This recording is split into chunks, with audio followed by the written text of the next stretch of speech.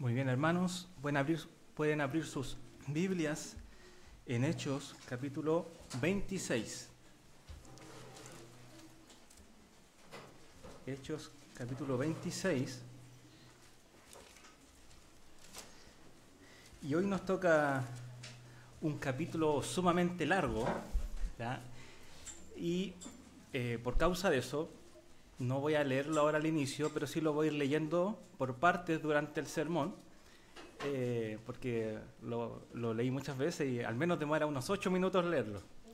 Así que para también aprovechar bien el tiempo, lo vamos a leer en el transcurso también de la predicación. Entonces permítame orar para que el Señor nos guíe, para que el Señor nos hable en este tiempo y nos permita también poder ver con claridad lo que Él también nos quiere decir, enseñar en esta tarde. Oh Padre eterno, venimos delante de su presencia, Señor, y te damos gracias por las alabanzas, Señor, por el tiempo también de la comunión, por todas las cosas que tú nos permites también vivir como bendición en nuestras vidas. Y venimos delante de tus pies ahora, Padre, para escuchar tu hermosa palabra, para que nos ayudes, Señor, a través de tu Espíritu que está también con nosotros y en nosotros, a entender tu verdad, a entender tu mensaje y que lo podamos también usar para transformar nuestras vidas, Señor. Ayúdanos, Padre, en nuestra debilidad, que tu Espíritu, Señor, sea nuestro Maestro en este momento. Te lo pedimos, Señor, en el nombre de Jesús. Amén. Amén. Muy bien. Capítulo 26, entonces, en el libro de Hechos. Les quería preguntar, hermanos, antes que comencemos a leer, ¿ustedes creen que Cristo resucitó? Amén. Hoy estamos aquí porque creemos eso, pero ¿verdaderamente creemos que habrá también una resurrección de los muertos? Amén. Que un día nuestros cuerpos que van a perecer en la carne, que van a ser enterrados en la tumba, en un sepulcro, ¿realmente se van a levantar? ¿No se escucharon tanto amén? Porque realmente es un mensaje de locura. Y esto fue lo que caracterizó también el Evangelio y la respuesta que muchas veces tuvo frente a los gentiles.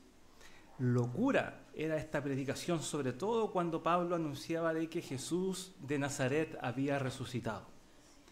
Y eso es lo que creemos nosotros, que Jesús de Nazaret resucitó y hoy vive, hoy está incluso en medio nuestro y Él nos resucitará en el día postrero. ¿Pero verdaderamente creen de corazón eso? ¿Que Jesús resucitó y que nosotros resucitaremos cuando Él venga? Pablo, en este capítulo, va a defender la resurrección de Jesucristo. No es la defensa de su vida, ni la defensa para que él pudiera salir en libertad. Eso es lo que Pablo, por ningún motivo, tiene en mente en esta defensa.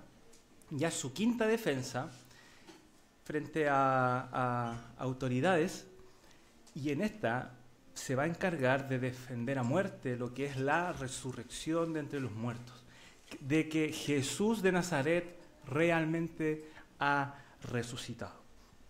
Para que no entremos de lleno al capítulo, porque va a ser un poco descolocado, debemos recordar que Pablo está frente a Agripa II, después de haber pasado varios procesos, ¿cierto?, frente a diferentes autoridades. Está frente a Agripa II y Berenice, quienes van a entrar al auditorio con una pompa, dice el versículo 23 del capítulo anterior. Pero también tenemos que entender que esta audiencia no son solo ellos, ni Festo, sino que además están acompañados de comandantes y personas importantes en estos medios. Pablo no va a hablar a cualquier persona. Va a hablar al rey Agripa, por una parte, a Festo, quien está escuchando en estos momentos, pero también a comandantes y a personas importantes que van a escuchar cuál es el conflicto con este judío. Entonces, nos encontramos frente a estas personas porque Festo no tenía ni idea las costumbres de los judíos, no sabía ni entendía cuál era el problema entre Pablo y los judíos, así que le pide ayuda a Agripa II. Y lo trae para que él pueda redactar un documento y enviarlo a Roma, particularmente al emperador, quien era Nerón. Entonces, vamos a ver a Pablo defendiendo el Evangelio, de que Jesús, ya en el Antiguo Testamento, el Mesías, tenía que morir, tenía que resucitar y tenía que ser luz para las naciones. Eso es lo que va a decir Pablo en esta defensa. Y vamos a dividir este capítulo, que es extenso, aunque pudiéramos hablar más a detalle de todo el capítulo, tal vez nos demoraría unas 3 horas poder exponerlo. Voy a tomar partes más puntuales y centrales, y algunas las voy a obviar o pasar más por alto para que completemos toda la idea, pero son 4 partes. Primero, el versículo 1 al 8, la esperanza de la resurrección, versículos 7 al 17, la evidencia de la resurrección, 18 al 23, es el propósito de la resurrección, y 24 al 29, las reacciones de los oyentes al oír sobre la resurrección. Así que vamos a la primera, la esperanza de la resurrección. Versículo 1 dice: Agripa II dijo a Pablo: se te permite hablar en tu favor. Entonces Pablo, extendiendo la mano, comenzó su defensa. Y va a comenzar hablando a Agripa, diciendo: con respecto a todo aquello que los judíos me acusan, me considero afortunado, oh rey Agripa, de poder presentar hoy mi defensa delante de usted. Sobre todo porque es experto en todas las costumbres y controversia entre los judíos, por lo cual le ruego que me escuche con paciencia. Pablo está entusiasmado porque por fin tiene un juez, ¿cierto?, un oyente competente para escuchar su defensa. Anteriormente ha tenido a los ancianos que lo único que querían era matarlo y no escucharlo ni entrar a escudriñar las Escrituras. Ha tenido autoridades que han querido sobornarlo para sacarle provecho, o ha tenido autoridades que son incompetentes o desconocedores de las Escrituras y de las costumbres de los judíos. Pero ahora, tienen frente a una autoridad, quien es el rey Agripa, quien, como dice el texto, él era experto en las costumbres y las controversias de los judíos, y una de esas controversias era la resurrección. Entonces va a presentar esta defensa delante de él. Y va a comenzar hablando de que primeramente Pablo era un fariseo, y nadie podía decir lo contrario. Dice el versículo 4, pues bien, todos los judíos conocen mi vida desde mi juventud, que desde el principio transcurrió entre los de mi pueblo y en Jerusalén, puesto que ellos han sabido de mí desde hace mucho tiempo, si están dispuestos a testificar que viví como fariseo de acuerdo con la secta más estricta de nuestra religión. Pablo fue fariseo de fariseos, como hemos aprendido.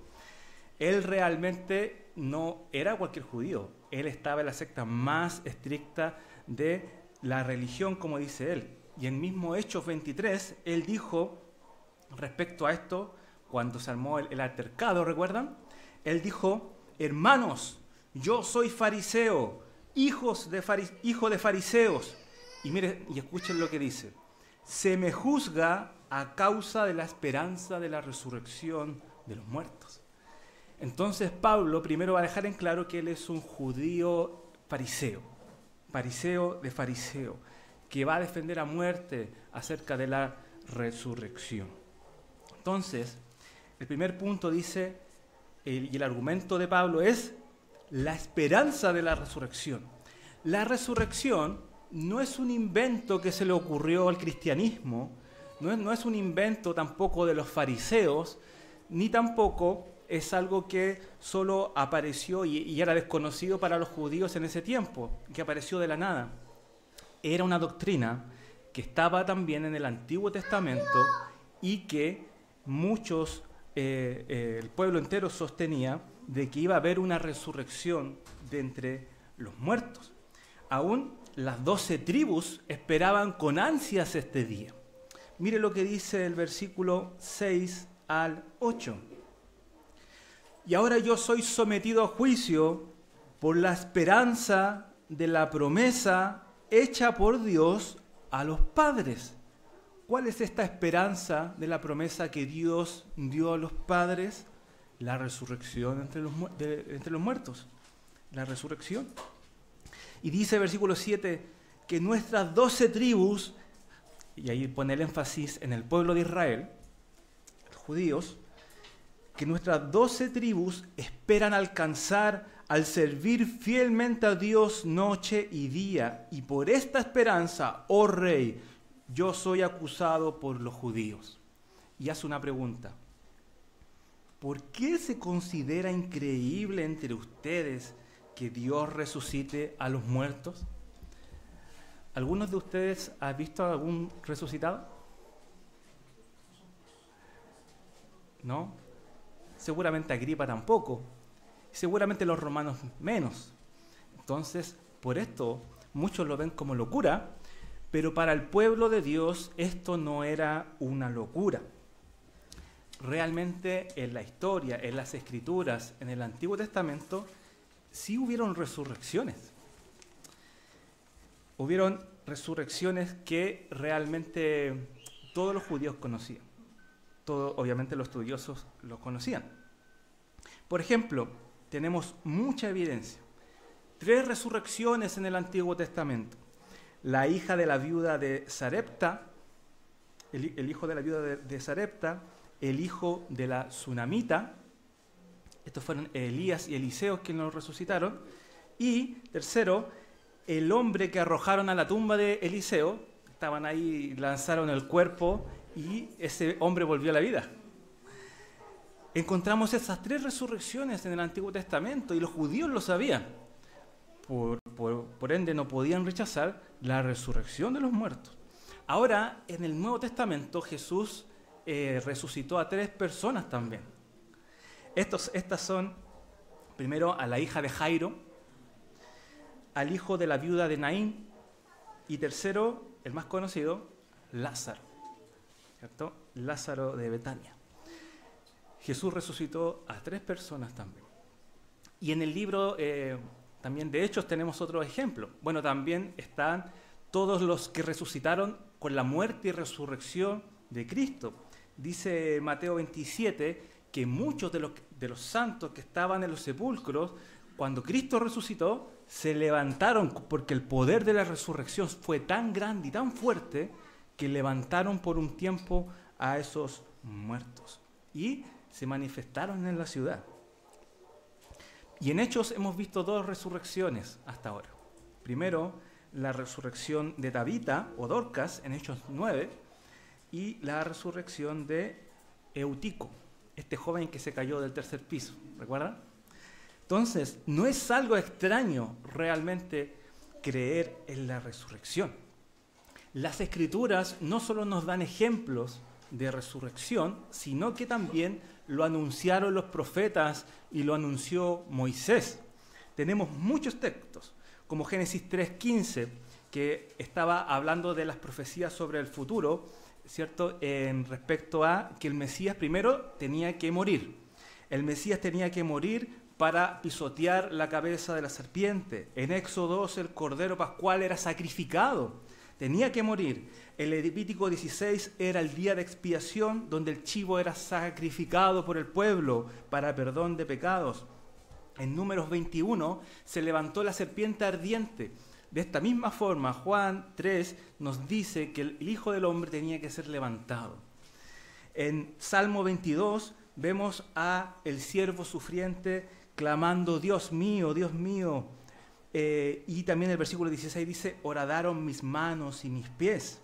Isaías 53 habla de que el Mesías sufriente fue despreciado y desechado y herido por nuestras transgresiones y Dios cargó en él el pecado de todos nosotros. Y Jonás 1:7 habla y dice que Jonás estuvo en el vientre del pez 3 días y 3 noches, y Jesús dijo, Jonás habló bien de mí, que iba a padecer 3 días y al tercer día va a resucitar. Tenemos mucha evidencia acerca también de la muerte y de la resurrección. Me salté un pasaje, Daniel, y este es el más claro. Daniel 9:26 dice, se le quitará la vida al Mesías.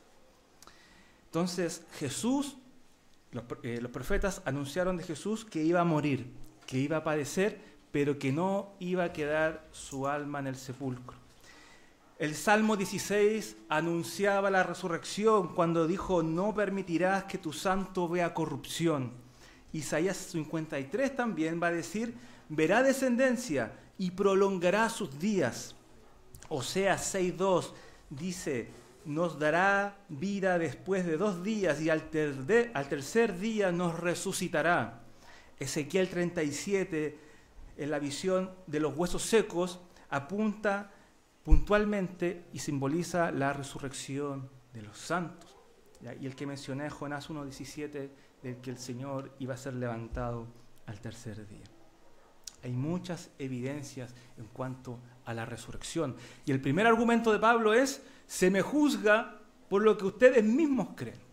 Se me juzga por lo que los judíos siempre han creído, sostenido, y es su esperanza, por la razón por la cual las 12 tribus sirven a Dios día y noche con esta esperanza. Ese es el primer argumento de Pablo. Se me juzga por lo que los mismos judíos creen y afirman. Yo creo lo mismo que el pueblo judío. Ahora, ¿qué nos debe alentar a nosotros desde este pasaje para nuestra vida? Que debemos vivir una vida con esta misma esperanza, porque no es la esperanza de los judíos, es la esperanza del pueblo de Dios, la esperanza de Israel y la esperanza de la iglesia. Nosotros ya estamos después de la resurrección de Cristo, pero se espera el día de nuestra resurrección, cuando el resucitado descienda desde los cielos y nos resucite también juntamente con Él. Esta es nuestra misma esperanza. Debemos esperar que el Señor nos resucite y que también esto sea nuestro motor, el motor de servir fielmente al Señor, de servir fielmente al Señor como las 12 tribus lo hacían día y noche. Si Cristo nos resucitará, hermanos, si Cristo nos resucitará, debemos prepararnos para aquel día, para que ese día no nos llegue por sorpresa. Si realmente, y ustedes lo dijeron al inicio, si ustedes realmente creen que Cristo resucitó y vendrá por nosotros a resucitarnos, debemos prepararnos para aquel día. Debemos vivir una vida digna del resucitado, una vida digna del Señor, para que cuando Él nos levante podamos mirarle a los ojos con toda libre conciencia, de haberle servido hasta la sangre, haber sufrido por Él, haber servido, haber vivido y morido por su causa. Ahora, segundo, también Él va a argumentar por qué es importante y verdadera la doctrina de la resurrección, porque hay una evidencia, y Él tiene una gran evidencia en cuanto a esta resurrección de Jesús de Nazaret. ¿Cuál era el conflicto entre judíos y los cristianos? Que bueno, sí creían en la resurrección, pero no creían que Jesús de Nazaret había resucitado. Eso les causaba odio extremo y querían matar a todo el que enseñara tal cosa. Por eso Pablo, en el versículo 9 al 11, va a comenzar a contar su testimonio y a mostrar evidencia de esta resurrección. Dice, yo ciertamente había creído que debía hacer muchos males en contra del nombre de Jesús de Nazaret. Eso era lo que Pablo pensaba. Esto precisamente es lo que hice en Jerusalén. No solo encerré en cárceles a muchos de los santos con autoridad recibida de los principales sacerdotes, sino que también, cuando eran condenados a muerte, yo añadía mi voto. Castigándolos con frecuencia en todas las sinagogas, procuraba obligarlos a blasfemar y, enfurecido con ellos, seguía persiguiéndolos aún hasta en las ciudades extranjeras. Era tan grande la ira que Pablo y los fariseos, ¿cierto?, los sacerdotes tenían contra Jesús de Nazaret, que los seguían a muerte. Los encerraban en cárceles, y ya tenemos y hemos visto ejemplos de eso en Hechos. Cuando dice que él añadía su voto para muerte, literalmente está diciendo que él arrojaba su piedrita. Y uno dice, ¿qué tiene que ver eso? Es que las autoridades tenían dos piedritas, una piedrita negra y una piedrita blanca, para dar su voto. Entonces, cuando arrojaban una piedrita blanca, estaban diciendo, mi voto es inocente. Y cuando arrojaban una piedrita negra, culpable, mátenlo. Entonces, él decía que él añadía su voto y lanzaba su piedrita negra para que mataran a estos cristianos. Y esto, por eso, por ejemplo, Apocalipsis, acerca de la iglesia en Pérgamo, les dice el Señor, y yo les daré, como una promesa, yo le daré una piedrecita blanca a cada uno de ustedes, y un nombre inscrito en ella. ¿Qué está diciendo el Señor ahí? Yo te voy a declarar inocente frente a mí, y te voy a dar un nombre nuevo.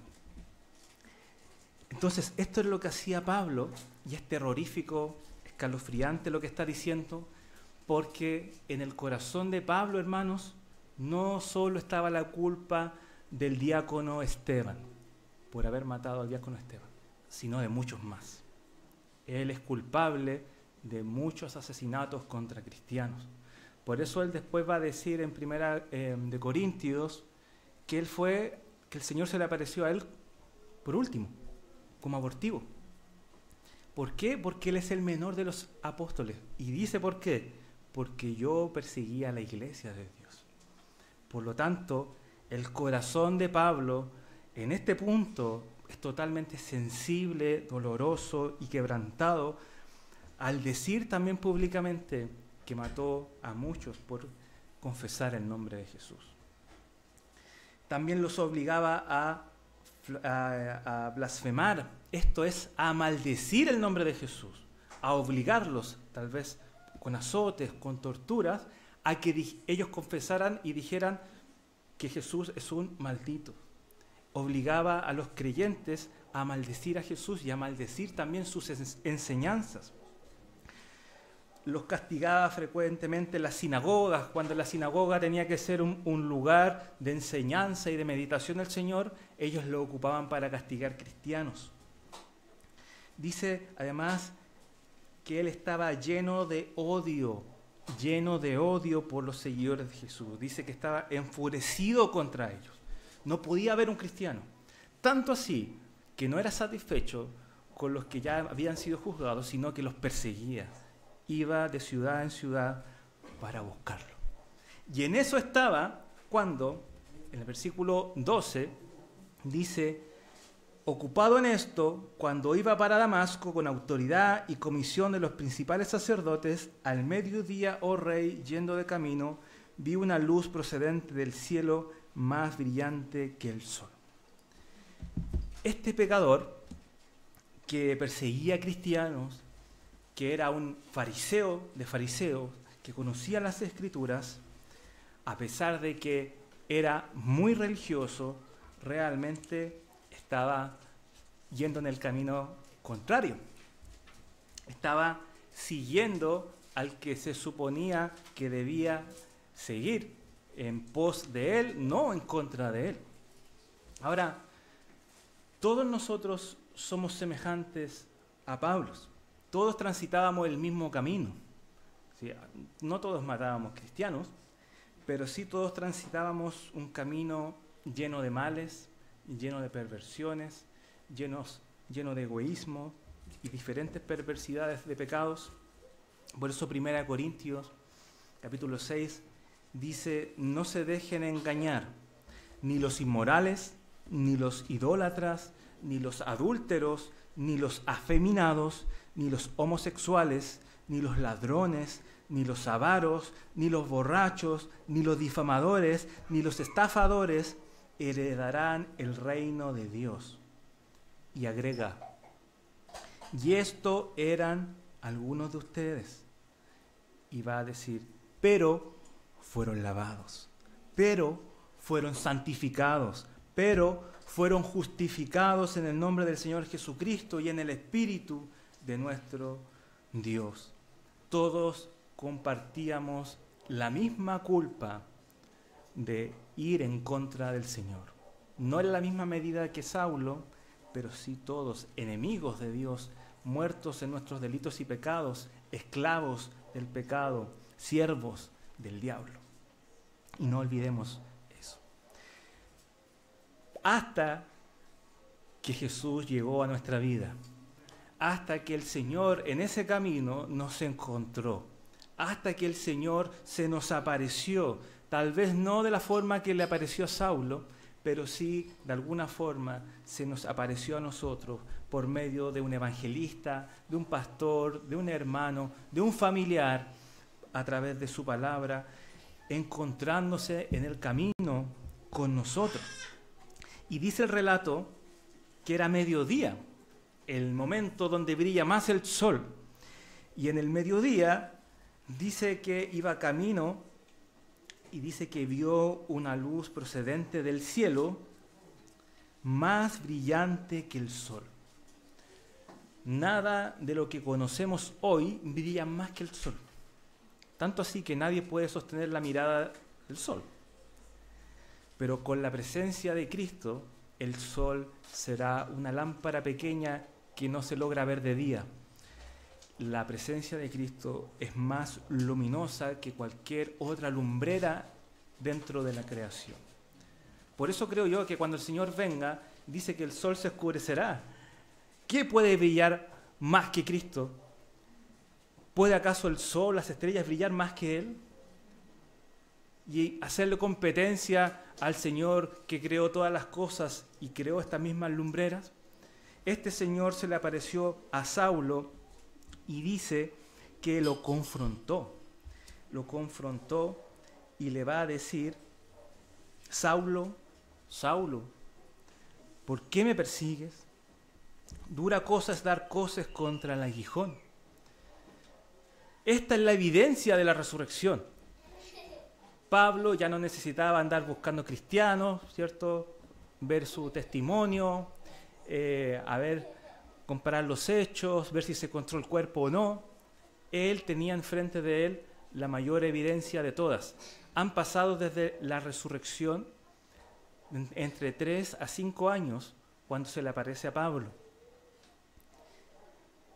Y nadie puede mantenerse escondido ese tiempo, ¿cierto? Sin que lo pillen, ¿cierto? O deje algún rastro. Evidentemente, este testimonio es válido porque es Jesucristo resucitado. Además, que ningún mortal podría hacer tal introducción, ¿cierto? Oscureciendo el sol. Pablo vio al resucitado. Esa era su gran motivación, su gran certeza de que Jesús había resucitado. Y lo confronta y le dice, Saulo, Saulo, ¿por qué me persigues? Ya hemos visto esto ya 2 veces anteriormente en el libro de Hechos. Esta es la tercera vez que él declara su testimonio, el hecho de su conversión. Pero también aquí agrega y dice, dura cosa es dar coces contra el aguijón. Esta es la indisposición del buey de servir a su amo y que esto lo lleva solo a lastimarse, a dar patadas y lastimarse contra los aguijones que ponían, ¿cierto?, en el ejemplo que da, para que los bueyes no se rebelaran y siguieran trabajando. Que nos enseña, entre paréntesis, que el que va en contra de Cristo, lo único que hace es dañarse a sí mismo. Y tal vez ese es el caso de algunos de ustedes. Aún siendo cristianos, si caemos en rebelión contra el Señor que nos ordena algo, que nos manda a través de su palabra a hacer algo, y nos rebelamos contra Él, tratando de dar patadas hacia atrás, no va no vamos a poder salir ilesos, con heridas por tratar de ofender, tratar de lastimar, tratar de desobedecer a Dios. ¿O acaso alguien puede derribar al Señor? Tenemos que meditar en esto. Ahora, hermanos, importante aquí hacia el tema, Saulo le pregunta, ¿quién eres, Señor? Y esto está marcando su divinidad. Él sabe que, en primera instancia, este ser que se le apareció es Dios y le llama Señor. Su sorpresa está cuando el Señor le responde y le dice, yo soy Jesús, a quien tú persigues. Entonces, esto está marcando la divinidad de Jesús y por otra parte de que Jesús de Nazaret ha resucitado y hay evidencia. No solo Pablo vio a Jesús resucitado, sino también los apóstoles y 500 discípulos más que narra las Escrituras. Y leamos el versículo 15 en adelante, dice, yo entonces dije, ¿quién eres, Señor? Y el Señor dijo, yo soy Jesús a quien tú persigues, pero levántate y ponte en pie, porque te ha aparecido con el fin de designarte como ministro y testigo, no solo de las cosas que has visto, sino también de aquellas en las que me apareceré a ti. Te rescataré del pueblo judío y de los gentiles a los cuales yo te envío. El Señor menciona, y lo repite aquí 2 veces, la palabra aparición. Dice, yo te he aparecido, versículo 16, y al final del mismo, yo te apareceré a ti. Jesús le está dando evidencia que ha resucitado, y solamente verlo y comisionarlo en este punto fue suficiente para que Pablo obedeciera y diera testimonio de su resurrección. Ahora, si tomáramos en serio realmente esto, hermanos, de que Cristo ha resucitado, y así como tuvo un encuentro con Pablo, también debemos reconocer y darnos cuenta que este mismo Jesús de Nazaret que se le apareció a Pablo es quien nos encontró en el camino a nosotros, cuando creímos. Y con esto no nos deben faltar ganas de servir y obedecer a este Señor. Dice la palabra que son más bienaventurados los que creen en el Señor, aunque no lo hayan visto. Esos somos nosotros. Ya, Saulo lo vio, pero nosotros tenemos la bienaventuranza de creer en Él sin haberle visto. A ninguno se nos apareció Cristo en el camino. Pero todos, espero que todos los que estemos aquí, tenemos evidencia para defender a muerte la resurrección de Cristo, que Él realmente nos alcanzó en el camino, que nos llamó, que nos justificó, que nos santificó. Debe ser nuestra motivación el poder servir a Dios con todo el corazón, porque Dios nos ha encontrado a nosotros para que le sigamos. No nos deben faltar esas ganas de querer conocerle más también, hermanos. Esas ganas de entregarnos de lleno al estudio de la palabra, de entregarnos de lleno a la oración ante este Señor. Y también, obviamente, hacia el servicio, hacia los santos. Porque Él fue el primero que se sirvió para nosotros, lavando los pies de sus discípulos y entregándose hasta la muerte por nosotros. Y aún hoy Él está también trabajando por nuestro bien, porque todas las cosas nos ayudan a bien, porque el Señor es quien nos cuida, el Señor es quien nos guarda, el Señor aún nos sigue sirviendo de alguna manera. Nosotros somos sus criaturas y sus verdaderos siervos y debemos servirles también a Él. Entonces Pablo da evidencia frente a Agripa y le dice, yo vi a este Jesús de Nazaret, el que los judíos trataron de aniquilar, sacarlo del mapa. Él resucitó, Él ha resucitado y no importa, con esto también le está diciendo, no importa lo que me hagan, yo seguiré creyendo esto, aunque me corten la cabeza. Y en el futuro sabemos que también así fue. Pero en tercer lugar, también va a hablar del propósito de la resurrección. Versículo 18, vamos a leer 18 al 23. Presta atención ahí en la lectura. Jesús le dijo lo siguiente. Anteriormente le dice que Él lo ha designado para enviarlo a judíos y gentiles, y dice, para que les abras los ojos, o sus ojos, con el fin de que se conviertan de las tinieblas a la luz, del dominio de Satanás a Dios, para que reciban por la fe en mí el perdón de pecados y herencia entre los que han sido santificados. Y aquí Él le dice al rey, por lo tanto, oh rey Agripa, no fui desobediente a la visión celestial, sino que anunciaba primeramente a los que estaban en Damasco y también en Jerusalén y después por toda la región de Judea y aún a los gentiles que debían, tres cosas, arrepentirse y volverse a Dios haciendo obras dignas de arrepentimiento.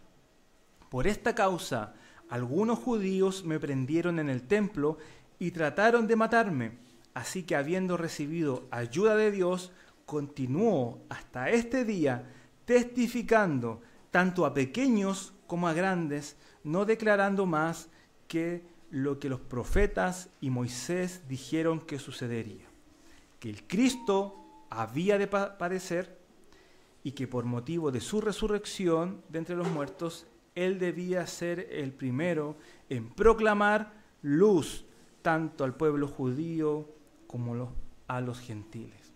Aquí está el propósito de la resurrección y la misión de Pablo, pero también nuestra misión como iglesia y como hijos de Dios.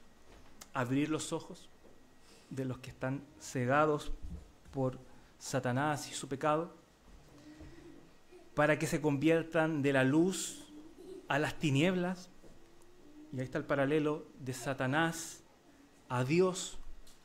Son ciegos que viven en tinieblas.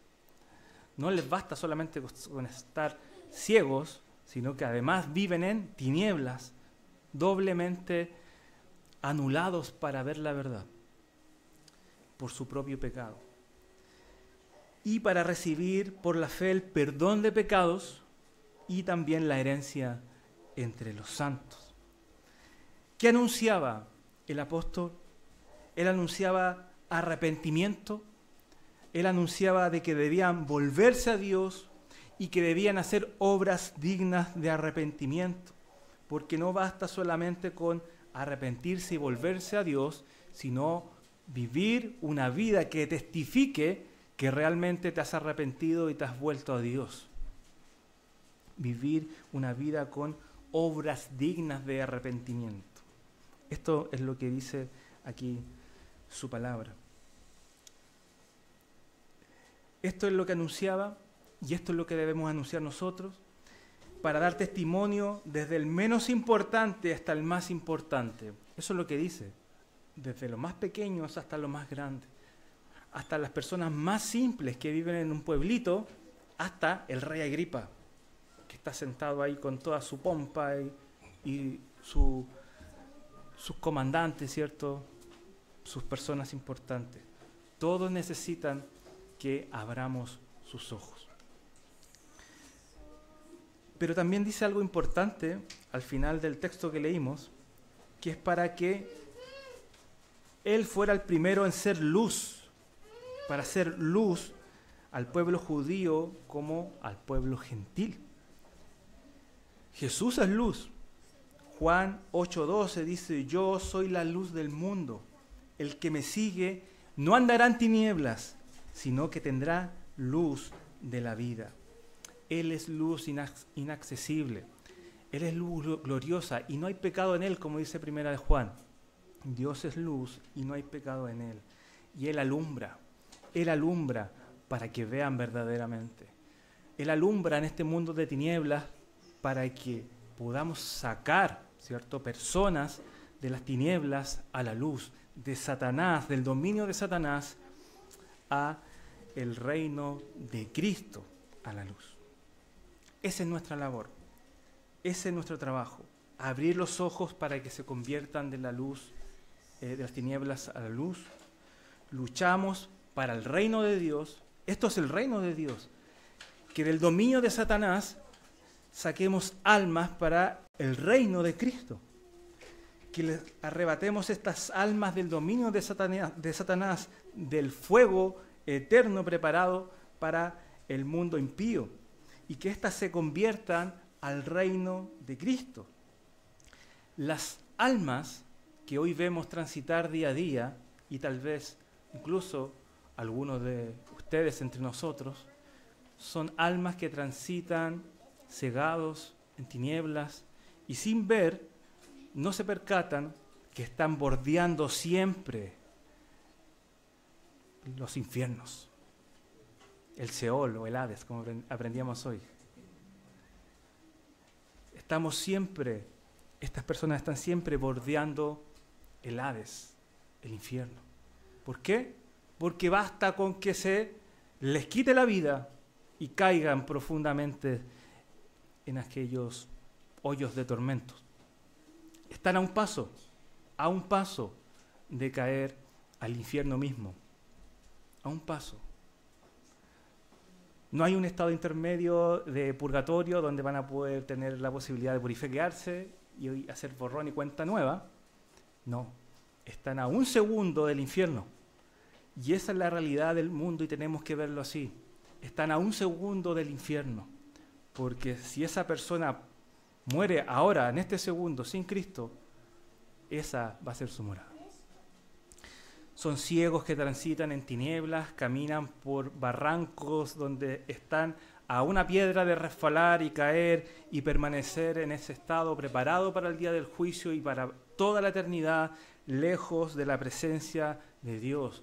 Y el fuego no va a ser suficientemente malo en comparación de estar eternamente separados de nuestro Creador. El fuego solamente va a ser algo más para el sufrimiento. Pero lo más doloroso para las criaturas en el infierno va a ser estar separados eternamente de su Señor, de nuestro Señor Jesucristo. Por lo tanto, la urgencia de abrir los ojos de estas personas.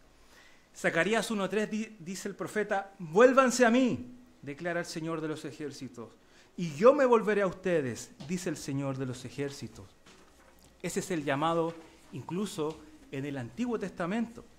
Y el mismo Hechos 17, que ya lo vimos, va a marcar que Dios ha pasado por alto los tiempos de la ignorancia. Dios declara ahora a todos los hombres en todas partes que se arrepientan, porque Él ha establecido un día en el cual juzgará al mundo en justicia, y dice, por medio de un hombre a quien Él ha designado, habiendo presentado pruebas a todos los hombres, cuando lo resucitó de entre los muertos. Que Jesús haya resucitado no solo significa que vamos a ir con Él y Él nos va a resucitar, y gloria por eso. También significa de que Jesús ahora tiene la autoridad, el poder en su mano, que se lo ha dado el Padre, para juzgar al mundo entero. Por lo tanto, hay una urgencia de que se arrepientan de sus pecados y de que se vuelvan a Dios. De que se arrepientan y se vuelvan al resucitado. De que sigan a Jesús de Nazaret. Porque si no lo siguen a Él, no hay esperanza. No hay esperanza para ellos. Este Jesús resucitado va a juzgar el mundo. Él es la autoridad máxima sobre todos, y el que no se arrepiente de sus pecados, de haber ofendido a Dios desde la matriz, de haberse rebelado y menospreciado a Cristo en esta vida, no va a poder tener perdón jamás. No va a poder tener perdón jamás. Ahora es tiempo de volverse al Señor y de arrepentirse de sus pecados. Por último, tenemos el texto 24 en adelante, nos habla de las reacciones. Las reacciones de los que estaban oyendo esta defensa y que también van a reaccionar de diferentes formas. Dice versículo 24 al 29. Mientras Pablo decía esto en su defensa, Festo dijo a gran voz: Pablo, estás loco. Tu mucho saber te está haciendo perder la cabeza. Loco. Eso le dijo Festo. Pero Pablo le respondió, no a gran voz, sino tranquilamente, le respondió: no estoy loco, excelentísimo Festo, sino que hablo palabras de verdad y de cordura, porque el rey, Agripa, entiende estas cosas, y también le hablo con confianza, porque estoy persuadido de que él no ignora nada de esto, pues esto no se ha hecho en secreto. Rey Agripa, ¿cree usted en los profetas?, le pregunta Pablo. Yo sé que cree. Y Agripa, versículo 28, le dice a Pablo: en poco tiempo me persuadirás a que me haga cristiano. Y Pablo contestó: quisiera Dios que ya fuera poco tiempo o en mucho, no solo ustedes, sino también todos los que hoy me oyen llegaran a ser tal como yo soy, a excepción de estas cadenas. Aquí podemos encontrar la famosa afirmación de por poco me persuades a ser cristiano, ¿sí? Y bueno, se ha interpretado de dos formas diferentes este pasaje. En poco me persuades a ser cristiano, o otras traducciones traducen como Agripa hablando con ironía. ¿Tú crees que con estas pocas palabras me vas a persuadir a ser cristiano?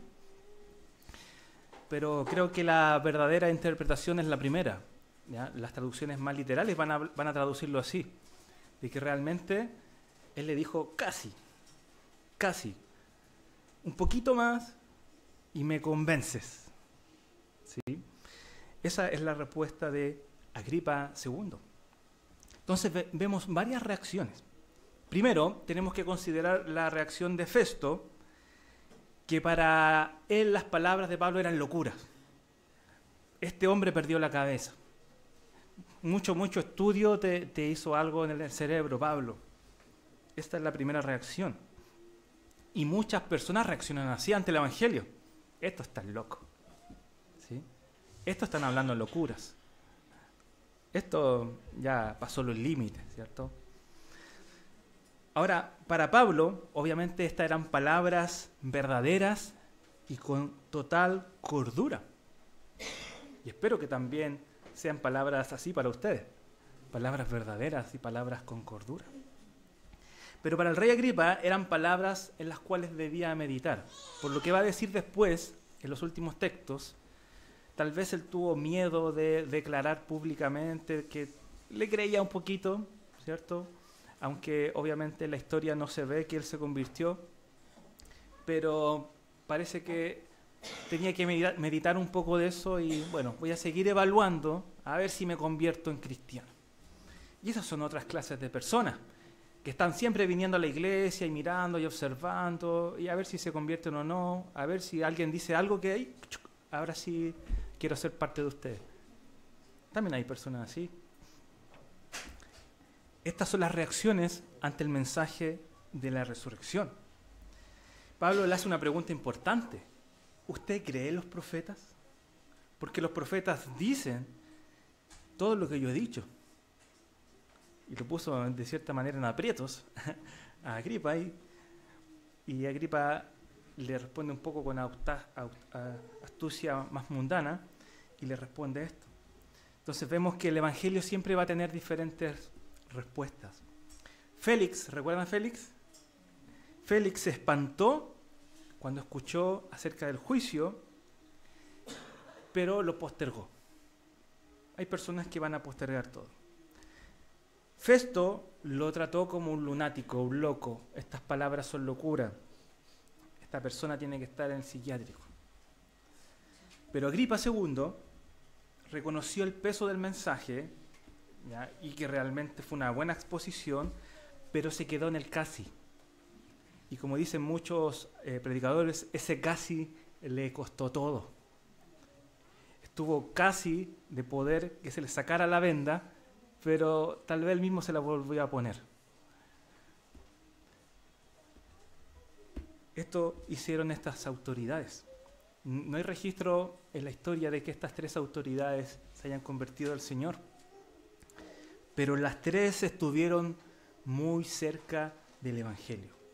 Las 3 estuvieron muy cerca del mejor teólogo de esos tiempos y lo escucharon de su boca. Pero las 3 personas están hoy en el infierno,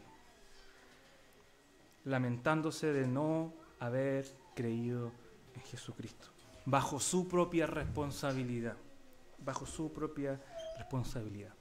Y creo yo que Lucas también pone este ejemplo aquí para Teófilo, porque Teófilo, recuerden que también era una autoridad romana, y por eso le llama excelentísimo Teófilo, como ejemplo de que no por ser autoridad tiene que negar la verdad. Y va a tener estos ejemplos, ¿cierto?, de estos 3 hombres para tal vez anunciar el Evangelio y rebatir argumentos frente a otras autoridades romanas también. Entonces es un material muy útil para Teófilo, o fue un material súper útil para Teófilo. Ahora, ¿qué clase de creyentes somos nosotros, hermanos? ¿De los que piensan que estas cosas son locuras? Bueno, creo que ahí debería reformular la pregunta. ¿Qué clase de personas seríamos, no? ¿Qué clase de creyentes? ¿Cierto? Pero a veces podemos pensar que hay cosas que son locuras. Por eso le pregunté al inicio, ¿usted realmente cree en la resurrección? ¿Cree en la resurrección de los muertos, que Cristo resucitó al tercer día? ¿Verdaderamente? Si crees que estas palabras son locuras, arrepiéntete y vuélvete a Dios, porque el día de tu juicio está cerca. Arrepiéntete y vuélvete a Dios. O eres de los que reconocen que el mensaje es bueno, sí, se cumple, las profecías, pero aún no me voy a hacer cristiano. Cree en los profetas, porque tenemos la palabra profética más segura para nuestras almas y que ha demostrado a través de los años ser la palabra profética más segura. No hay un libro semejante a este, dando tanta evidencia de la verdad. No te quedes en el casi, el hubiera sido, sino que entrégate a la verdad. Y si eres de los que viven realmente esta palabra, de los que creen en esta palabra, de los que se esfuerzan por seguir a Jesús, entonces sirve al Señor sin excusas. Sin excusas. Entrégate a Él. Anuncia de Él. Y no estoy hablando, hermanos, solamente de evangelismo. Claro, todos tenemos que crecer en eso y participar en evangelismo, hermanos, claro que sí. Pero estoy hablando de nuestra vida. Anuncia de Él. No solo un día al mes, sino cada día de nuestra vida. Anúnciale el Evangelio a tu esposa. Pero es que ella ya es cristiana hace 30 años. Anúnciaselo igual, porque lo necesitamos también ahora. 30, 40, 50 años de creyente lo necesitamos. Anuncia el Evangelio. Anúnciale el Evangelio a tus hijos. Día y noche, anúnciaselo. Demuéstraselo. Vívelo para que lo vea. Porque la mayoría, como en mi caso, que tenemos niños más pequeños, aún no conocen al Señor y necesitan escucharlo todos los días. No un día a la semana, no en una actividad especial, sino todos los días de los labios de su papá. Todos los días. Anuncia de Él, anuncia de Jesús resucitado, que ese sea tu tema de conversación, tu tema de devoción, tu tema y tu motivación para servir al Señor. Ahora, por último, ya terminando este mensaje, hermanos, dicen los últimos textos, 30 al 32, el rey, el gobernador, Berenice y los que estaban sentados con ellos se levantaron y mientras se retiraban, hablaban entre sí diciendo, este hombre no ha hecho nada que merezca muerte o prisión. Agripa II le dijo a Festo, este hombre podría haber sido puesto en libertad si no hubiera apelado a César. O sea, lo declararon o lo encontraron inocente. Este fue el veredicto de esta defensa este hombre no ha hecho nada que merezca muerte o prisión. Segundo, este hombre habría podido ser puesto en libertad si es que no hubiera apelado a César. Por lo tanto, este hombre irá a César. Este hombre irá a César. Este hombre irá a Italia, a Roma. Y eso es lo que trata el próximo capítulo, donde Pablo se embarca para ya llegar a Roma. Amén. Amén. Pongámonos en pie, hermanos. Vamos a dar gracias a Dios por este tiempo con su palabra. Y quiero que permanezca ahí en su asiento, en su puesto, para que terminemos juntos en oración a nuestro Dios. Ore al Señor para que esta palabra no sea solamente una palabra oída un día domingo, sino que sea una palabra que penetre hasta lo más profundo de su corazón. Y clame por su alma, clame por su vida, porque necesitamos predicarnos día a día el Evangelio de Jesucristo, para que no seamos Festo, para que no seamos un Félix o una Agripa II, sino un Pablo. Oh Señor eterno, grande Dios nuestro, alabado sea tu nombre, Señor, por tu palabra, que es hermosa, es práctica y tan clara, Señor, ante nuestras vidas.